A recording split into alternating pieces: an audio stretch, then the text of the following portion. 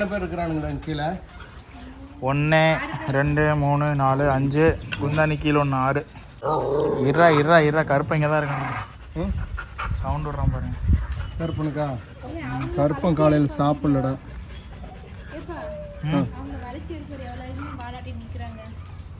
இது கருப்பனுக்கு கொடுறா.